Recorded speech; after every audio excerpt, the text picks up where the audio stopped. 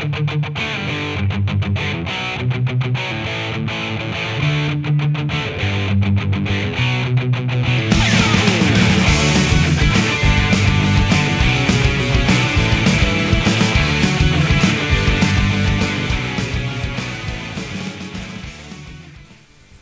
and good evening, everyone. I'm Owen Bergen. This is StAlbertSportsFan.com. We're going to bring you boys and girls soccer highlights of intercity rivals against Lewis Central and AL. The Falcon coaching staff were looking for a victory on Monday night.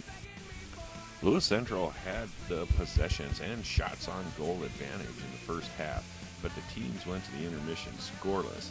The Titans missed a pair of prime opportunities before the break, one in the 24th minute by Nate Sir after he beat two defenders and then missed wide.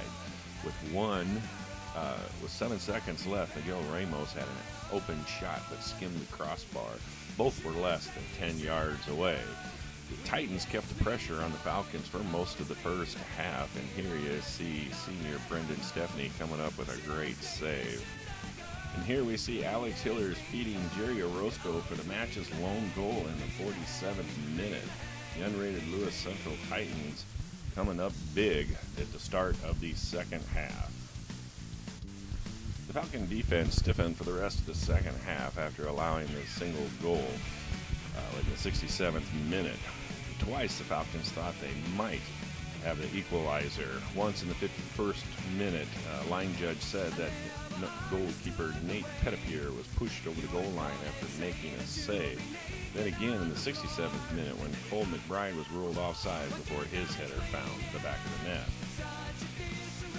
St. Albert head coach Tom Lorkovic talked about his team's effort after the game, and that once it starts giving a little more effort the entire game, they're going to start making breaks for themselves. The teams could meet again this Saturday. Lewis Central is hosting a 4-team tournament. That's going to get going about 9 o'clock, weather permitting, of course. It's going to involve the teams who lost tournaments to bad weather earlier this year. The Titans will meet Sioux City East at 9 o'clock with Denison/Schleswig and St. Albert's to follow. The losers and winners will then meet later on in the day. And those games will be broadcast right here at StAlbertSportsFan.com. Coming up next, a word from our sponsor, and then we'll be back with girls soccer highlights. Should I stay or should I go? When it gets me so, you always leave me hanging, leave me hanging, leave me hanging, leave me.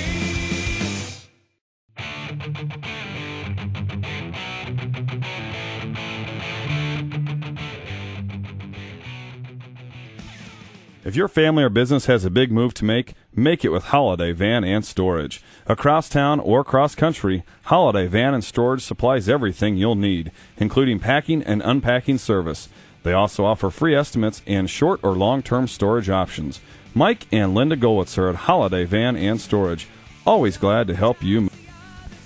Welcome back to the second half highlights from StAlbertSportsFan.com. Girls soccer versus AL last Wednesday night.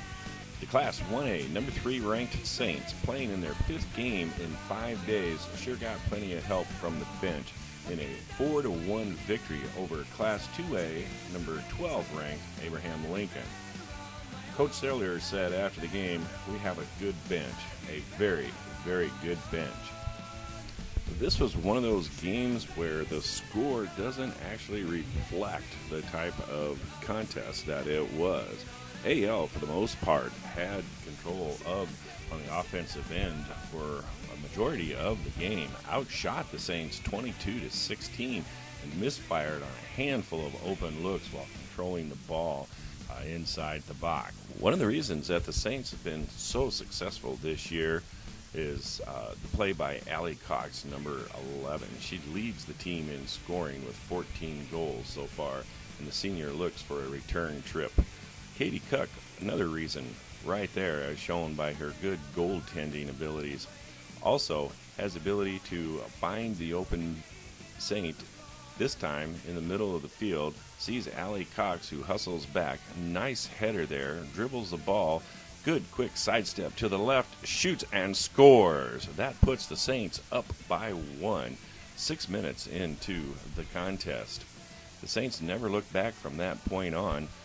After this point, though, the Saints bench providing all of the scoring for the Saints.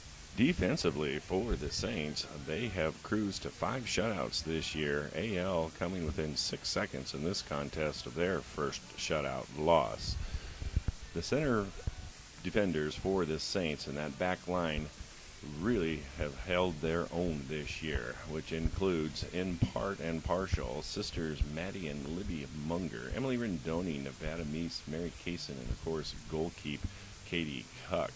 They have done a great job so far in supplying a lot of firepower to these Saints. And here's a good example of that defense that the Saints put on the field. Here's a play where Mackenzie O'Brien feeds Paige Wohlers for a nice open shot at the net. Here's Wohlers taking the feed in the open net. Cook coming up. Nice deflection there. Good backside help from the Saints' Allie Cox, shutting down another attempt by the Lynx. They had many, but the Saints' defense like a brick wall, say for the last 6 seconds of this game.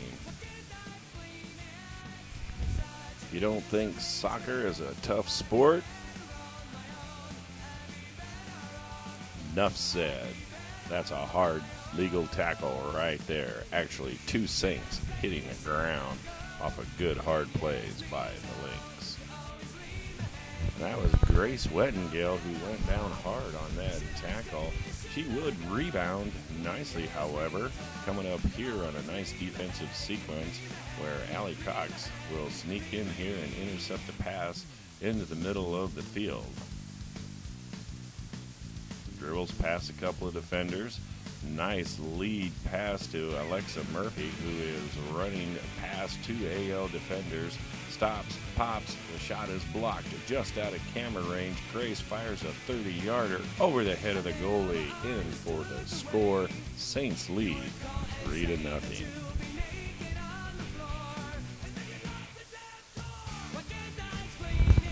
Going into the final leg of the season now, the Saints are looking pretty good.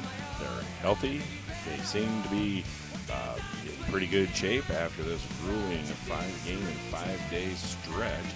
Coach Salyers is really proud of the bench and the strong support that he's been getting the last couple of games.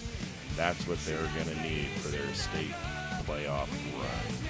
Good luck to the Saints. We'll be following them along with you right here on SanAlbertSportsFan.com.